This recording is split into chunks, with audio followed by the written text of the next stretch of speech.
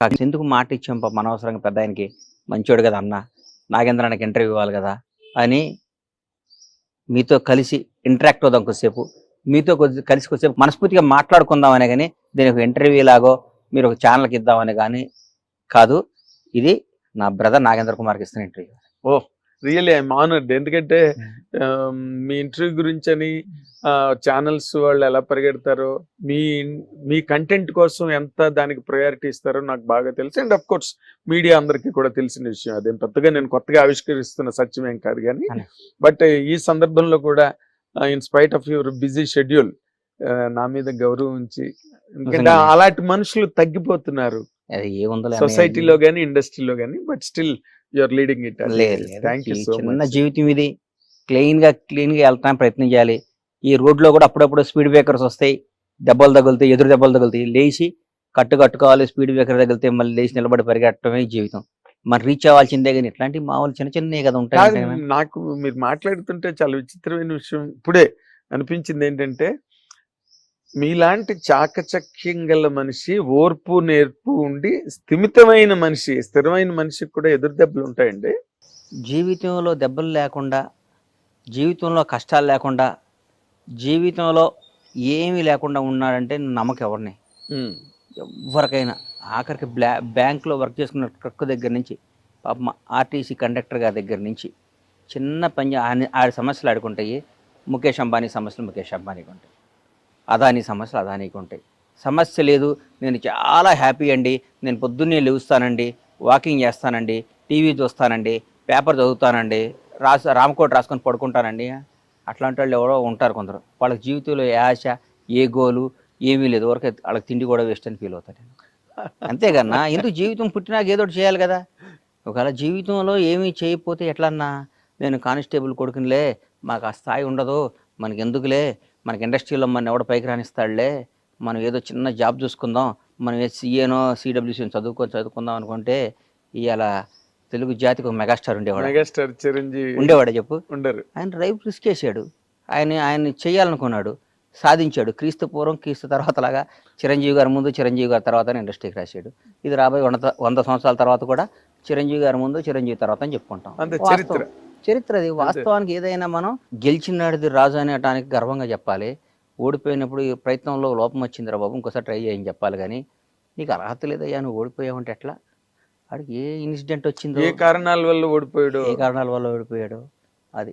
అంటే నేను నా ఉద్దేశం ఏంటంటే, because I have seen you coming in to the film industry, వినోదం సినిమా ఫంక్షన్ లో ఈ రోజుకి నాకు నిన్న జరిగినట్టు ఉంటుంది.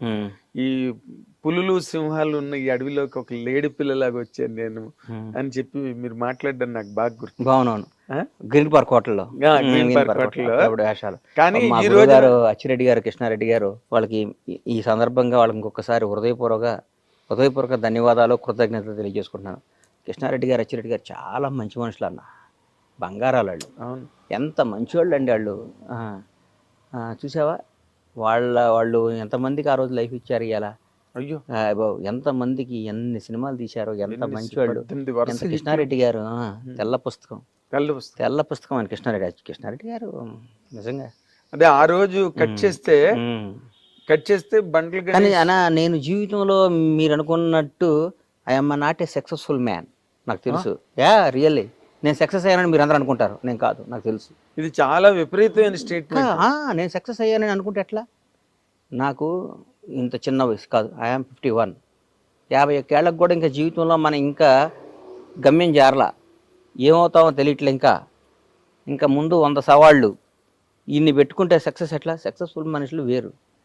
సక్సెస్ అయ్యారంటే ఈరోజు ఒక అచీవర్స్, ఒక చిరంజీవి గారు కానీ, ఒక చంద్రబాబు నాయుడు గారు కానీ, ఒక రేవంత్ రెడ్డి గారు కానీ, పవన్ కళ్యాణ్ గారు, మా బాస్ పవన్ కళ్యాణ్ గారు కానీ, వీళ్ళందరూ సక్సెస్ఫుల్ మనుషుల జీవితంలో. నేను ఎట్లవుతా?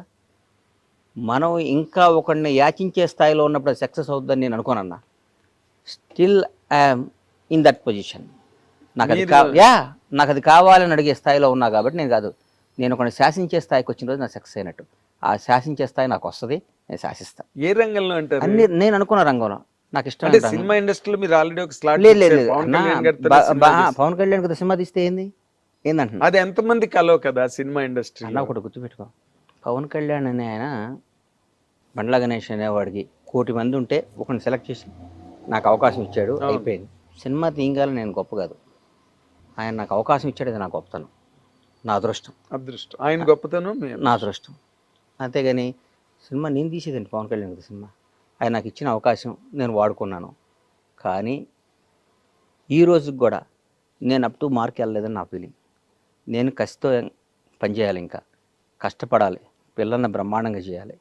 ఈరోజు ఇండస్ట్రీలో చాలామందిని చూశాను, చాలామంది పిల్లలు సెకండ్ జనరేషన్లో ఎక్కడున్నారు, పెద్ద పెద్ద పిల్లలు సక్సెస్ అవ్వకపోతే మన లైఫ్ ఏంటన్నా, పిల్లలు సక్సెస్ అవ్వకపోతే మన లైఫ్ ఏంటి? కరెక్ట్. ఇప్పుడు పిల్లలు సక్సెస్ అవ్వని వాళ్ళ గురించి మీరు మాట్లాడుతున్నారు.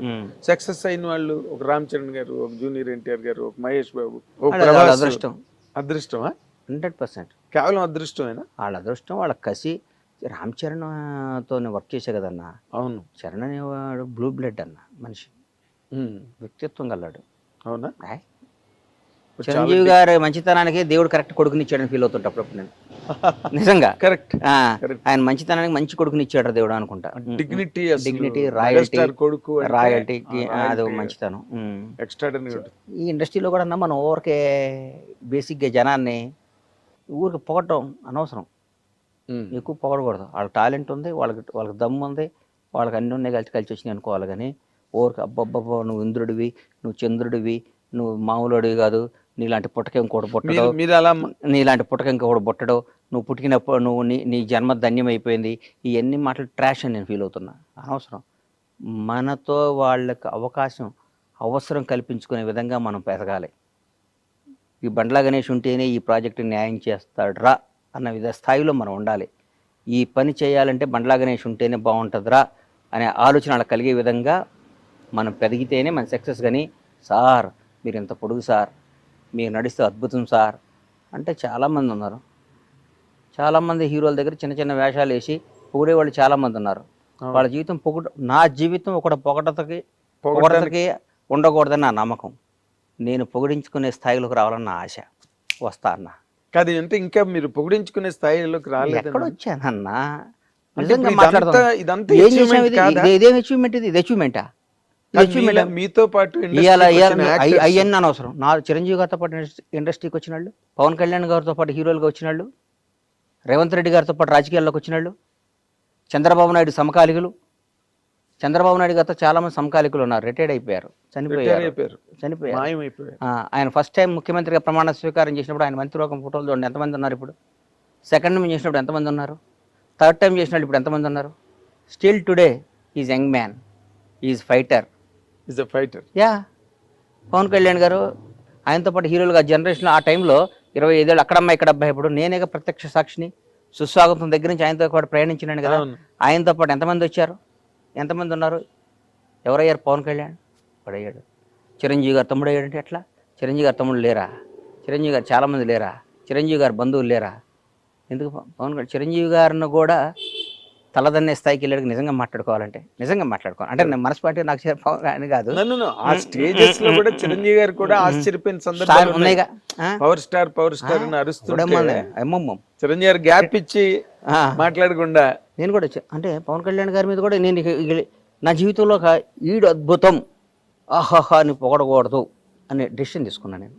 ఎందుకు పొగడాలన్న మనం పొగిడించుకునే స్థాయికి రావడానికి ప్రయత్నం చేయాలి. అంటే మీరు ఒకరిని ఆ విధంగా చాలా అలంకారప్రాయంగా మీరు పొగిడిన సందర్భం ఒక్కసారి నేను చూశాను. అది పవన్ కళ్యాణ్ గారిని పొగడపోతే నాది బతుకు కదన్న. పొగడపోవటం అంటే ఆయన మీద నా కృతజ్ఞతను ఎల్లబొట్టకపోతే నేను బండ్లా నాగేశ్వరరావు బండ్లా సీతకు పుట్టానన్న జీవిత సత్యం ఎంత నిజమో, మా తల్లిదండ్రుల పేరు ఎంత నిజమో, పవన్ కళ్యాణ్ అనేవాడు కృతజ్ఞతగా ఉండటం అంత నిజం. అది జనం అనుకోవచ్చు, పవన్ కళ్యాణ్ పొగుడుతున్నాడు రా, అది నేను అవసరం లేదు. నా జీవితం నువ్వు ఎప్పుడైనా చెక్ చేసుకో అన్నా. నేను ఎవరైనా సింహభాగాన ఉన్నప్పుడు వాడితో గొడవపడుతుంటా. రాష్ట్రాన్ని శాసిస్తున్నారు, కనుసైగితో శాసిస్తున్న టీఆర్ఎస్ ప్రభుత్వం మీద ఎదిరినాను నేను. అవును, భయం పొగడలేదు ఎప్పుడు. నెవర్ నా ప్రాణం పోవటానికై నేను సిద్ధపడతా, నేను పొగను. నేను కాంగ్రెస్ దాదాపు మీరు 2004 2003 బొత్సన్న 2004. 4 అప్పుడు అంతకుముందు నేను 2000 నుంచి నేను వాళ్ళతో సన్నిహితంగా ఉన్నా. 2000 నుంచి నన్ను చూశారు మీరు. అవును. నేను ఏ రోజైనా పార్టీ మారానా? ఏం లేదు. 2009లో చిరంజీవి గారు పార్టీ పెట్టినప్పుడు కూడా చిరంజీవి గారు అంటే ఇష్టం నేను పార్టీ మారానా? మారలేదు. ప్రజారాజ్యంలోకి వచ్చానా? మనకి డిస్కషన్ కూడా జరిగింది. నేనేమన్నా నేను రానన్నా నేను కాంగ్రెస్లోనే ఉంటానని చెప్పాను. అవును. నాకు ఇష్టం కాంగ్రెస్ అంటే. ఈ రోజు కూడా చెప్తున్నా, పవన్ కళ్యాణ్ అని ఆయన పార్టీ పెట్టి వాస్తవం చెప్తున్నా, పవన్ కళ్యాణ్ గారు నాకు ఇక అంతకంటే అల్టిమేట్ ఎవరు లేడు. ఆయన జనసేన పార్టీ పెట్టినప్పుడు నాకేమాత్రం మనస్సాక్షికి నేను క్వశ్చన్ చేసుకుంటే నేను ఎవరి దగ్గర పనిచేయాలన్నా, ఎవరితో తిరగాలి? నిజం చెప్పు. పవన్ కళ్యాణ్ గారితో కదా, అన్డౌటెడ్ కదా, దాంట్లో డౌట్ ఇంకేమైనా ఉందా? డౌట్ తేడా ఉందా? ఇంకేం లేదు. నేను ఎందుకు వెళ్ళలేదంటే నా మనస్సాక్షిని, నా ఇష్టాన్ని, నా ప్రేమని, కాంగ్రెస్ పార్టీ మీద ఉన్న అభిమానం డామినేట్ చేసి ఆయన బాగుండాలి, ఆయన అక్కడ కింగ్ అవ్వాలి, కానీ నేను కాంగ్రెస్ పార్టీలో ఉండాలి. దానికి తెలుసు. దానివల్ల నేను అక్కడ పోతే నన్ను అందల మీద పెట్టేవాడు ఆయన. 100% అందలం మీద డౌట్ లేదు. డౌట్ లేదు. ఎవరికి డౌట్? అందలం మీద పెట్టుకునేవాడు. అవును. రారా అనేవాడు, కూర్చోబెట్టుకునేవాడు. నాకు వేరుగా ఉండేది. నాకు అవన్నీ త్యాగం చేశాను నేను బికాజ్ ఆఫ్ కాంగ్రెస్ పార్టీ. అట్లాగే చంద్రబాబు నాయుడు గారు అరెస్ట్ చేశారు. తెలుగు జాతి మొత్తం ఉలిక్కి పడిపోయింది పాపం. ఆయనతో లబ్ధి పొందారు జనం అందరూ. చంద్రబాబు గారు పాపం ఆయన 14 ఏళ్ళు ముఖ్యమంత్రిగా ఉన్నప్పుడు ఆయన్ని పొగిడారు, అది చేశారు, ఇది చేశారు. అసలు ఆయన అద్భుతం అన్నారు, ఇదన్నారు. ఆయన జైల్లో చేస్తే వాళ్ళందరూ నమ్మే భగవంతుని మీద, వాళ్ళకి జన్మనిచ్చిన తల్లిదండ్రుల సాక్షిగా, వాళ్ళ బిడ్డల సాక్షి చెప్పమను, ఎంతమంది బయటకు వచ్చి ఆయనకు మద్దతుగా నిలిచారు? ఎవరు లేరు. ఒక్కళ్ళు చెప్పండి. ఏదో మొసలి కన్నీళ్ళు, లేకపోతే దొంగతనంగా, అది కూడా లిప్ సింపుల్, నోరు తెరిచి ధైర్యంగా ఎవరు మాట్లాడారు? పవన్ కళ్యాణ్. తర్వాత నేను కూడా మాట్లాడాను. ఎస్. కేబీఆర్ పార్క్లో బయటకు వచ్చా, నాకు తెలియదు, వాక్ చేసుకుంటూ బయటకు వచ్చా. ఎవరో పాపం పిల్లలు వచ్చారు, వచ్చి కళ్యాణ్ బాబు పవన్ సేవ్ డెమోక్రసీ అది ఇదని పెట్టారు. అప్పుడే మెట్రో రైల్లో చేస్తుంటే అంతకు ముందు రోజు టీఆర్ఎస్ పార్టీ వాళ్ళు ఎవరో ఇక్కడ చేయడానికి వీల్లేదు, కేటీఆర్ గారే మర్చిపోయా, వెళ్ళి మీ ఊళ్ళల్లో చేసుకోండి ధర్నాలు, మీ ఊర్లలో చేసుకోండి అని వ్యంగ్యంగా మాట్లాడారు. చంద్రబాబు నాయుడు గారిని అరెస్ట్ చేసి నా కడుపు రగిలిపోయింది. అంటే అధికారం ఇట్లా మాట్లాడిస్తుందా? అధికారం, ప్రజాస్వామ్యం, ఈ పెద్ద పెద్ద రాజ్యాలే సామ్రాజ్యాలే వెళ్ళిపోయినీరా? ఏంది ఇది? జనం ఓటేస్తే గెలిచిన ఇళ్ళు, జనం గెలిపించిన ఇళ్ళు, మేమే రాజులో ఉన్న ఫీలింగ్ ఇస్తారని బయటకు వచ్చి మన ఊళ్ళలో వెళ్ళి చేయండి, ధర్నాలు పనిచేయండి. బాంచేత నేను చెప్తున్నా, చంద్రబాబు నాయుడు అని ఆయన మళ్ళీ ముఖ్యమంత్రి అవుతాడు, దేశాన్ని శాసిస్తాడు, రాష్ట్రాన్ని వెళ్తాడని చెప్పా. కేబీఆర్ పార్క్ దగ్గర బయటకు వస్తాడు చంద్రబాబు నాయుడు, బయటకు వస్తాడు, ఈ రాష్ట్రాన్ని వెళ్తాడు, దేశాన్ని శాసిస్తాడని చెప్పాను నా నోటితో. 2 అయ్యేసరి గుర్తుపెట్టుకొని జరుగుతున్నాయి. అది కరెక్ట్. తర్వాత నేను చంద్రబాబు గారిని కలవలా. కలవలేదు. నాకేం పని అన్న? సందర్భం వచ్చినా కూడా నేను కలవను. నాకేం పని? ఒకడు అధికారంలో ఉన్నప్పుడు వెళ్ళి ప్యాంపరింగ్ చేయకూడదన్నా, కష్టాలు ఉన్నప్పుడు తోడుగా నిలబడాలి. మొన్న ఒక మధ్య ఒక ఆయన షాద్నగర్లో మా థియేటర్ కాడ ఇక్కడ కూర్చున్నా, అన్న టీఆర్ఎస్ వాళ్ళని బాగా తిట్టన్నా అన్నాడు. నేను తిట్టను అన్నా. ఎందుకు తిట్టాలను? దానివల్ల నాకు బెనిఫిట్ ఏంటి? ఎందుకు తిట్టాలి? నా మనసుకు నచ్చాలి కదా. ఒకటి గుర్తుపెట్టుకోరా సీను, మనిషి కష్టాల్లో ఉన్నప్పుడు, డిప్లో ఉన్నప్పుడు వాడిని పొడవకూడదు. వీలైతే వాడు చెయ్యి, నచ్చిపోయాడు వాడు జోలికి వెళ్ళమాక. వాడు ఓడిపోయినాడిని, కష్టాల్లో ఉన్నాళ్ళని నువ్వు ఎదవ్వి, నువ్వు దొంగవి, నువ్వు అది ఇది, వాడు పవర్ లేనప్పుడు పావులు తీసేసిన కూరలు తీసేసిన పావుని ఏ అంటే ఎట్లా? నల్లమ్మల అడవిలో ఒక కింకోపురం తీసుకొచ్చి దన్నాను. అమ్మో, నల్లమ్మల అడవిలో ఒక కింకోపురం తీసుకొచ్చి అప్పుడప్పుడే పట్టుకొని పావుని తీసుకొచ్చి అను వేస్తే నువ్వు నల్లగా అయిపోయి 2 నిమిషాలు చచ్చిపోతావు. అక్కడి నుంచి పాయిజన్ చింపి చచ్చిపోతాను. ఇప్పుడు అధికారంలో ఉన్నప్పుడు, పవర్ ఉన్నప్పుడు నీకు దమ్ముంటే ఎదురు తిరుగు. జగన్ గారు మీరు చేసిన తప్పు, చాలా తప్పని ఎదురు తిరిగా నేను. అవును. కేసీఆర్ గారు రేపు రేవంత్ రెడ్డి గారి నాయకత్వంలో మా ప్రభుత్వం వస్తుంది, మేము అధికారంలోకి వస్తాం, కాంగ్రెస్ పార్టీ వస్తుంది అని చెప్పా. ఎదురు తిరిగి ఇప్పుడు నిబద్ధత గల్లాడిని, నాకు నచ్చిందే చేస్తాను. నేను నిబద్ధత గల్లాడిని, నాకు నిబద్ధత ఉందన్న. అంతే, నాకు నిబద్ధత లేకుండా ఇవాళ నాగేంద్ర కుమార్ గారు పవర్లో ఉన్నాడు కాబట్టి నిన్నటి వరకు వాడు ఆ రోజు ఎదవండి, నేను చాలా చెప్పాను బాగుపడమని. ఏకచక్రాధిపత్యంతో చేశాడండి, ఒక సైకోలా ప్రవర్తించాడండి, ఒక అదే అండి ఇదే. మరి నిన్నటిదాకా ఏమైంది? అది నిన్నటిదాకా ఆయనతోనే తిరిగి కదా, నువ్వు నిన్నటిదాకా ఆయన్నే పొగిడేవు కదా, నిన్నటిదాకా ఆయన అన్నా నువ్వు తిరుగులేని శక్తి వర్ణ అన్నావు కదా. నిన్న అన్న అయ్యాడు, ఈడు సైకో అయ్యాడా? ఏనా నిన్న కేసీఆర్ అనేవాడు దేవుడు అయ్యాడు, కేటీఆర్ అద్భుతం, రామన్న అయ్యాడు, సారో అయ్యాడు, ఇవాళ విలన్స్ అయ్యారా? వన్ డేలో 24 గంటల్లో ముళ్ళు మారిపోద్దా? మారిపోతుందా? నీ క్యారెక్టర్ మారిపోద్దా? ఇదంతా దేనికోసం? నీ బతుకు కోసం, నీ డబ్బు కోసం, నీ జీవిత అస్తిత్వం కోసం. ఎన్ని రోజులు బతుతావు అన్నా నువ్వు? అద్భుతంగా ఎక్సర్సైజ్ చేసి యోగాలు చేస్తే 90 బతుతావు అంతే. ఒక 60 ఏళ్ళకి చచ్చిపోతే నీకు నష్టమేనా వచ్చిందా? ఎవరికి నష్టం అసలు ఈ లోకానికి. నందమూరి తారక రామారావు గారిని మర్చిపోయారు. ఇలా రామారావు గారి కంటే గ్రేట్ పర్సన్ ఉన్నాడు ఎన్టీఆర్ కంటే. ఎవరు ఉంటారు? ఎన్టీఆర్ గారిని ఇప్పుడు వర్ధంతి రోజు, జయంతి రోజు దండేస్తున్నాం. రోజు మాట్లాడుకుంటున్నావా? ఏమి లేదు. ఇందిరాగాంధీ గారిని మాట్లాడుకుంటున్నావా? జవహర్లాల్, దేశానికి స్వాతంత్రం తీసుకొచ్చిన జవహర్లాల్ నెహ్రూ, మహాత్మా గాంధీ గారిని మాట్లాడుకుంటున్నావా? అంబేద్కర్ గారి గురించి రోజు మాట్లాడుకుంటున్నావా? ఏమి లేదు. ఏప్రిల్ 14 అంబేద్కర్ గారి జయంతి అంటున్నాం. నేను అవసరం వచ్చినప్పుడు అంబేద్కర్ గారి పేరు వాడుకుంటున్నాం, ఆయన గౌరవించుకుంటున్నాం. జీవితంలో మనం బతికినంత కాలం, మనం ఉన్నంత కాలం, మనకు నచ్చినట్టు మనం బతకాలనేది పాలసీ నాది. ఇప్పుడు మీరు చెప్పే పాలసీ పర్ఫెక్ట్. అది ఒక హ్యుమానిటేరియన్ ఆస్పెక్ట్ అండ్ జీవిత సత్యాలు అంటారే, అక్షర సత్యాలు, ఆణిముత్యాలు. మీరు ఇప్పుడు వరకు టెంప్లెట్స్ అనమాట, ప్రతివాడు మా ఫాలో అవ్వాల్సినవి. కానీ ఇప్పుడు మీరు ఫర్ ఎగ్జాంపుల్ మీరు కాంగ్రెస్ పార్టీని బాగా బలపరిచి దానికోసం పవన్ కళ్యాణ్ గారి క్యాంపును కూడా, పవన్ కళ్యాణ్ గారి మీద ఈ రోజు కూడా ఆయన వదిలే, నేను I'm talking about the policy of the party, political party, ఆ ఏరియా గురించి మాట్లాడుతున్నాను. మీరు అక్కడికి వెళ్ళడానికి మొగ్గు చూపలేదు, ఆ ఇంట్రెస్ట్ చూపించలేదు. ఎందుకంటే బికాస్ బేసికల్ గా మీరు కాంగ్రెస్ పర్సన్. మనసు ఒకటను, సంసారం ఒక దగ్గర చేయలేం కదన్నా. ఎక్కడ చేస్తాను చెప్పు? నువ్వు ఎవరినో ఇష్టపడ్డావు, వేరే వాళ్ళతో సంసారం చేయమంటే ఎక్కడ చేసాను చెప్పు? చేయలేం కదా. దానిమ్మ బతకటం కంటే సావటం ఇష్టపడాలి. అట్లాంటి బతుకు కంటే ఇప్పుడు కొందరు మాట్లాడతారు, నేడు దాకా కేటీఆర్ అని, ఇవాళ రేవంత్ అన్న దగ్గరికి వచ్చి అన్నా అంటే వాళ్ళని చూసి అనుకుంటా నేను, అమ్మా వీళ్ళు ఇంత చీప్ నా కొడుకులా, ఇళ్ళు ఇంత ఎదవలా, ఇళ్ళు ఇంత అవసరం కోసం ఇంతనా రేపొద్దున ఏదో ఒక రోజు పవర్ పోయిద్ది. 10 ఏళ్లకో 11 ఏళ్లకో ఏదో రోజు దిగిపోవడం ఖాయమే కదా. జ్యోతి బస్సే దిగిపోయాడు. ఎవడో వెస్ట్ బెంగాల్ జ్యోతి బస్ అట్లా ఆ రోజు ఇలా ఒరిజినాలిటీ బయటకు వస్తుంది. మేము చెప్పామండి, ఆ రోజు విన్నాడా అండి అంటారు నా కొడుకులు. మేము మాత్రం ఎప్పుడు కాంగ్రెస్ పార్టీని, రేవంత్ రెడ్డి గారిని ఇష్టపడతాను. నేను ఒక్క మాట అడుగుతాను, 100 అడుగన్నా. ఇప్పుడు మీరు మాట్లాడేటప్పుడు అసలు మిమ్మల్ని ఎవరు కాంట్రడిక్ట్ చేయలేని రేంజ్ లో మాట్లాడతారు, దానికి సహేతుకమైన విశ్లేషణ కూడా ఇస్తారు.